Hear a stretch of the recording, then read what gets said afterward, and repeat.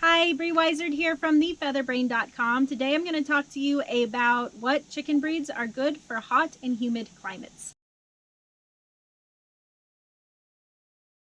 So I recently got a question about this from one of my blog readers, Melinda. So hello, Melinda. And Melinda wrote this. I live south of Houston, so hot and humid, rarely get cold winters, and I have a half-acre backyard. I'll be a first-time chicken owner. I'm looking for eggs, but only for personal consumption, not as a business. What breeds would you recommend? And Melinda, I love that you're asking this question right now, because here where I live in southwest Idaho, we are going through a heat wave. It's usually in the mid 80s here. In the last couple of weeks, it's been the high 90s and above, and it's still going strong. And watching my chickens in this heat, which we are not used to here, it's really reminded me of how so many of the breeds that people out there are recommending for hot climates really aren't good for hot climates. So for example, I have Rhode Island Reds and Barred Plymouth Rocks, and a lot of people are saying that these are great for hot climates. They are not. They don't do well in the heat.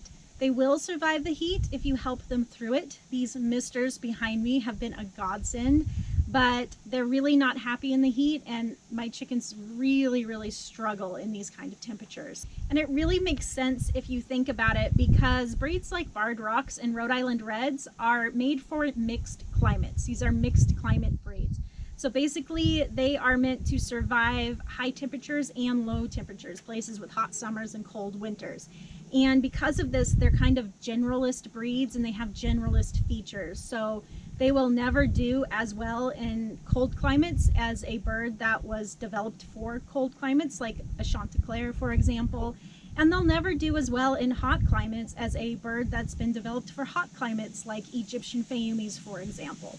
And when you live in a mixed climate with these hot summers and cold winters, like I do, you have to settle for these generalist breeds, these breeds that will survive these kind of extremes but don't really thrive in either. But if you live in a primarily cold climate or a primarily hot climate, you're really at an advantage, because you can buy breeds that have been specialized primarily for that low temperature or that high temperature, and they will do a lot better in those temperatures than these generalist breeds.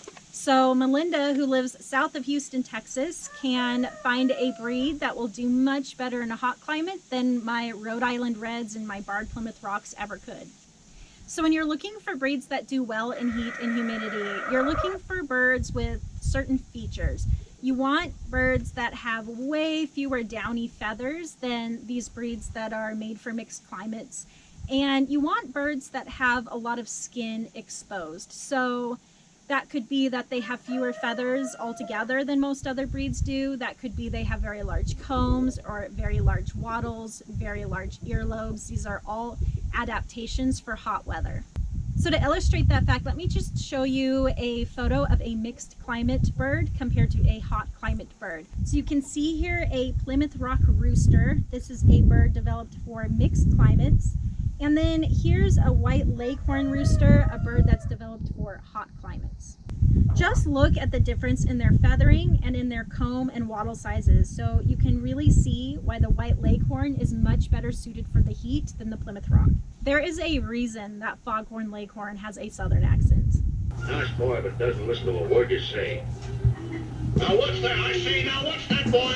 So when people tell you that mixed climate birds are really great for hot climates, just ignore them. And before moving on to the best breeds for the heat, and I promise we'll get there soon, I first just want to talk about two other breeds really quickly, and that's the Orpington and the Brahma. And I want to talk about these because people are making some really fatal mistakes with these birds. So here's a buff Orpington hen and rooster, and here's a Brahma hen and rooster. And I just wanted to talk about these two because before putting this video together, I did a Google search for breeds that do well in hot climates, and I was finding in blog post after blog post that people are recommending Brahmas and Orpingtons for hot climates, and that just couldn't be further from the truth. These breeds are terrible for the heat. They are not even like my mixed climate Rhode Island Reds or Barred Rocks. These birds are at a real risk of dying in the heat. And even if your flock does survive, they're going to be miserable and they're going to have a low quality of life.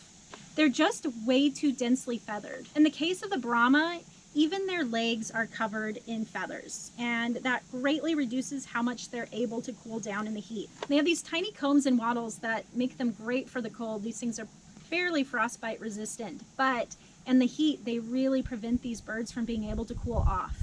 Brahmas are a cold weather braid.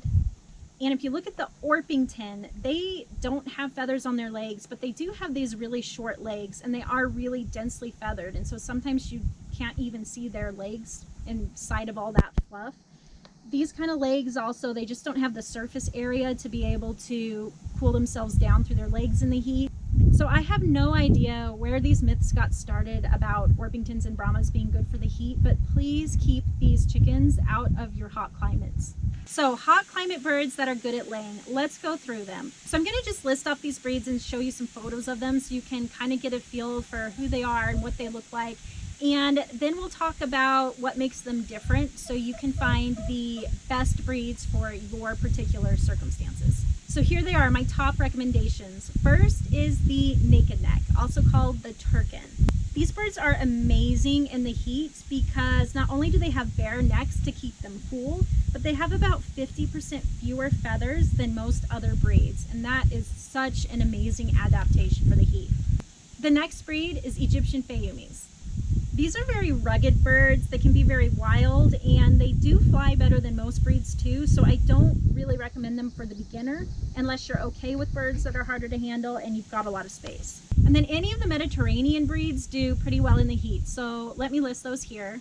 Leghorns. These are the most popular and the most common. The white variety is one of the best layers out there. The other varieties tend not to lay as well, but they're still decent layers.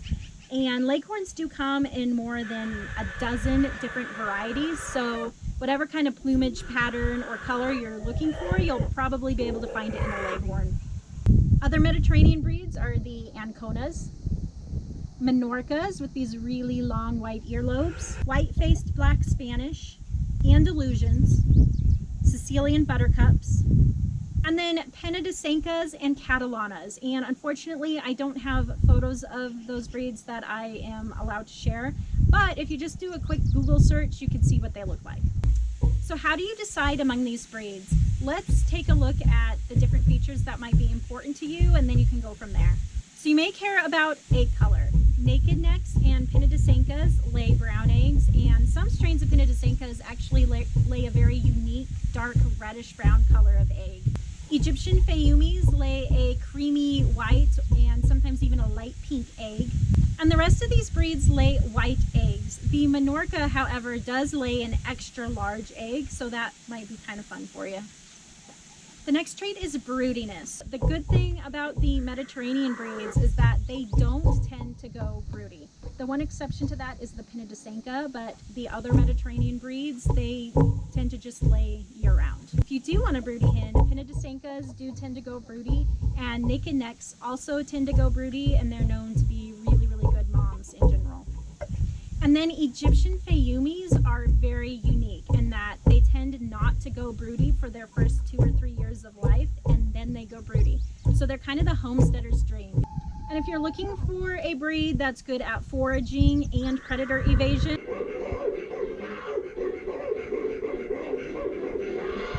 the good news is that all of these hot climate breeds tend to be very good at both of those. All of these breeds also tend to do better in a larger space, and for some of them, if you do try to raise them in a very small run, like Leghorns for example, they can get very aggressive with each other. Oh, you got a fine boy here, man. Ow! Ooh, I ought to... Oh, he's a little doll. They do not like being confined in those tiny spaces. So Melinda, you said you have about a 1/4 acre, and that's a really good amount of space for chickens. So you really could get any of these breeds with that much space. The only one that I would recommend is if you are in a neighborhood, you might not want to do Egyptian Fayumis just because they do tend to range a lot more. And if you have a much smaller backyard, the naked necks might be your best choice. They tend to do better in confinement than these other breeds do. The other thing you might want to look into is getting bantams instead of the full-size versions of these breeds. So the bantam versions are just smaller sizes of the same breed. Let's take a look at temperament. So most of these breeds tend to be quite flighty and quite active.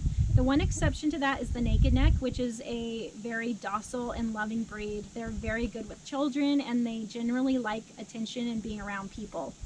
And then there are some strains of white-faced black Spanish and Sicilian buttercups that can also be quite docile and friendly, but there are also a lot of other strains that are really flighty, basically just the opposite. And then these other breeds do tend to be quite flighty, and they can be very unfriendly. So if you do want to get them and you want them to be tame, then I suggest you spend a lot of time with them as chicks. You can work to counteract that flightiness. And the best way to do that is by brooding them in a camping tent brooder, because that means you can actually get in there in the tent with them and really spend that time with them, taming them. So I do have a video on the camping tent brooder. I will link to it below. And as far as noise level goes, most of these breeds are on the noisier side. Keep your ears open. Yappity, yappity, yap. I can't get a word in edgeways. Talk, talk, talk. The one exception to that is, again, the naked neck, which tends to be more average when it comes to chicken noise. So now you've hopefully narrowed down which breeds will work best for you, and the next step is to choose which breeds you want based on looks and availability. I always recommend you buy chicks as close to home as possible, because the less your chicks have to travel, the healthier and happier they'll be. And that's not just me saying that. There is a lot of science out there to back that up.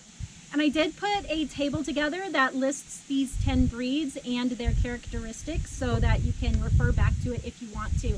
You can get that table as a PDF at my website for free. I'll link to it below if you want to check that out. And whether you live in a hot climate or not, if you're still trying to figure out which breed is best for you, be sure to take my Who is Your Chicken Soulmate quiz.